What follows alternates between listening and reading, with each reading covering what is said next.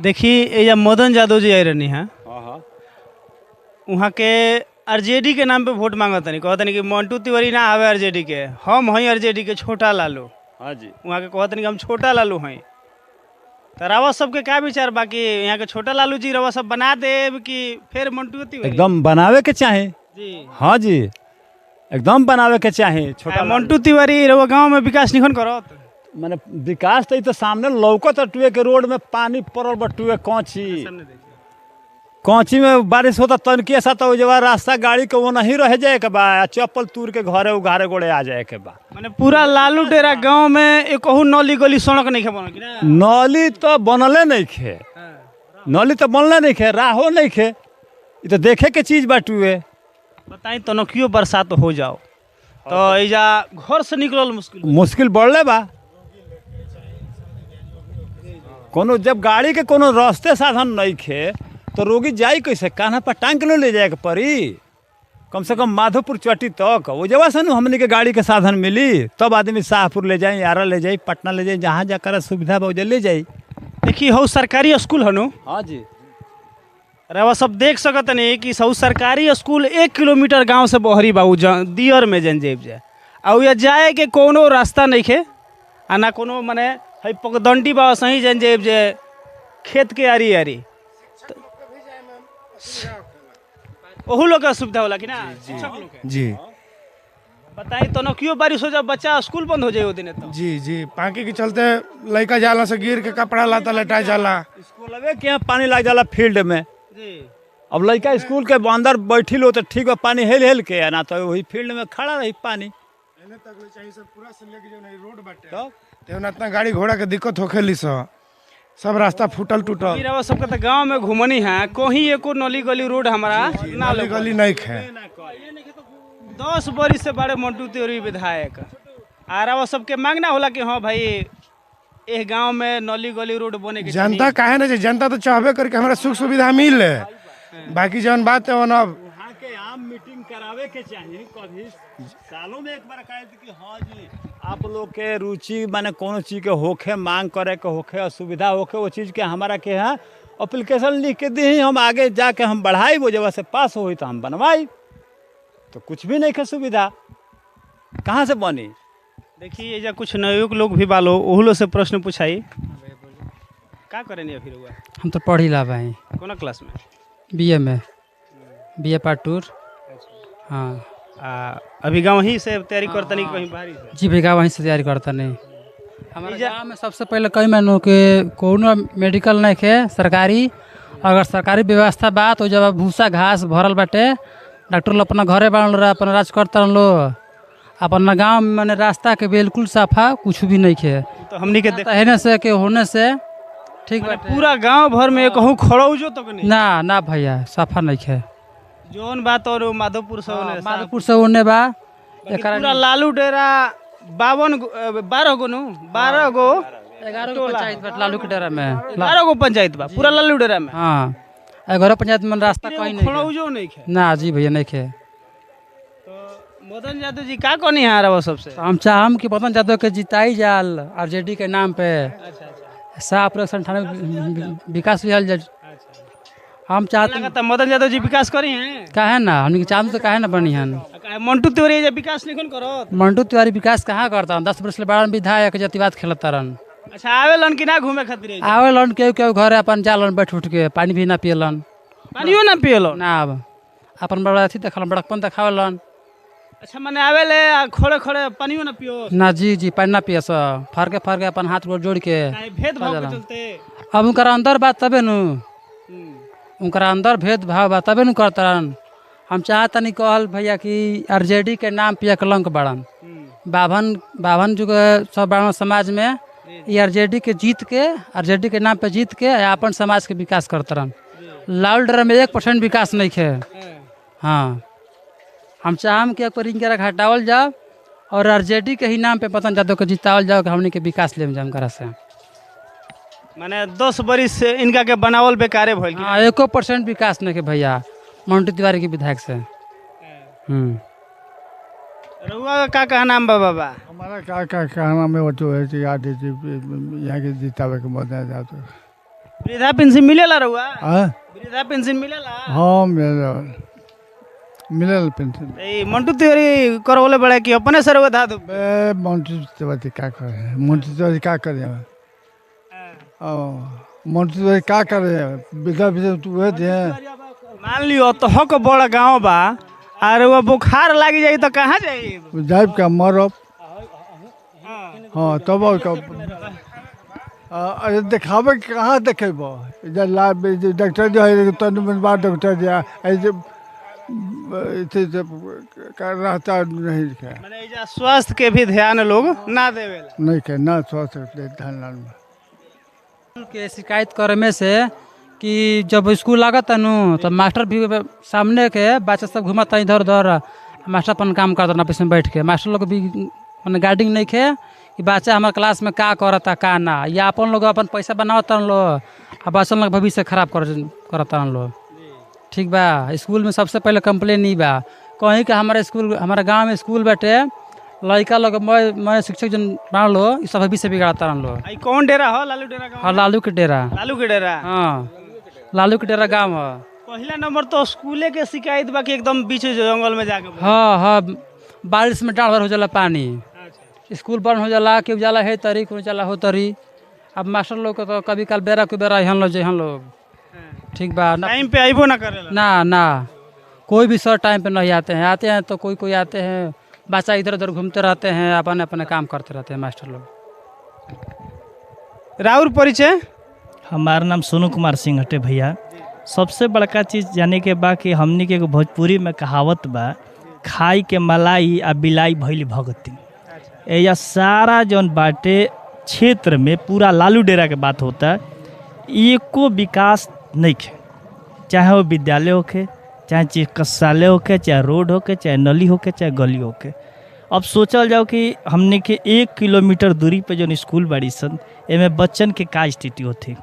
हर गांव के जितना भी जनता एजा बानी सबके बहुत एथी बाटे कि जाए आवे में बहुत सारा परेशानी बाटे।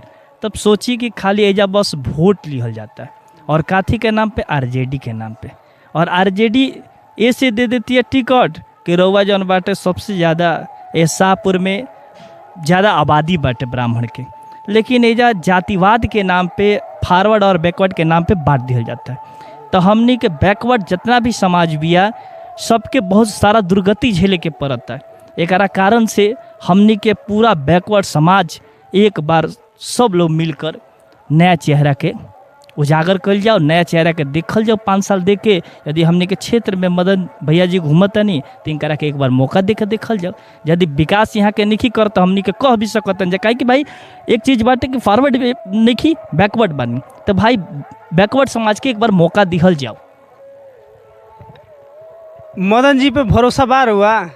भरोसा तो भैया ऐसे बाटे कि हर जगह देखतन जा, चाहे बाढ़ होके, चाहे सुखाड़ होके, चाहे रउआ शहीद होखस, हर जगह जगह पे जा के मुआयना करना, हर जगह जाके पूछना कि का दिक्कत बा, हर लोग के साथे आम सभा करना। कभी बतावल जाओ कि कभी आम सभा जब भइल होके, एको बार आम सभा नहीं भइल। तो आम सभा जब ना होई तो गरीब लोग कहाँ जाके कोई नो बात रख सकता, कहीं नहीं रख सकत।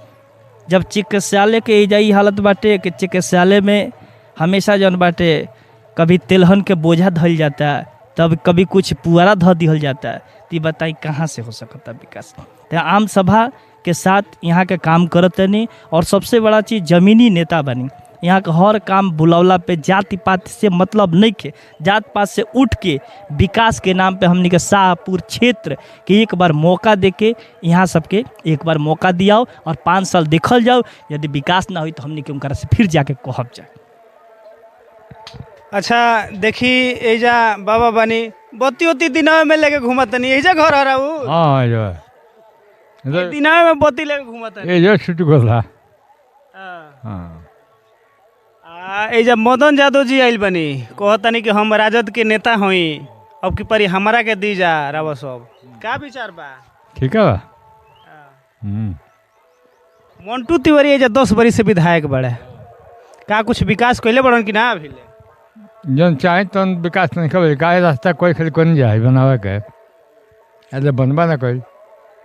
हाँ तो उनका से शिकायत रहेला हमेशा। शिकायत जो वाल तो कोई नहीं जगह ये कहने के मन तो कहले कि एक टेंडर हो गई बा मुख्यमंत्री के थी से बनी अभी देरी बा ये कहीं ले माने देरी 10 बरिस बीत गई। बेटी बोला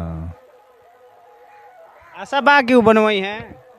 अभी कहाँ से कल जाओ एमपी से भी कॉल गई विधायक से भी कॉल गई जिला परिषद कॉल सबसे काल के अपन फंड थोड़े से बनाओ लोग बनाते नहीं है बताई बाबा कहत नहीं तो नहीं बात जायज बा। आ पूरा गांव भर में कहू नली आ गली हमारा ना भेटाइल।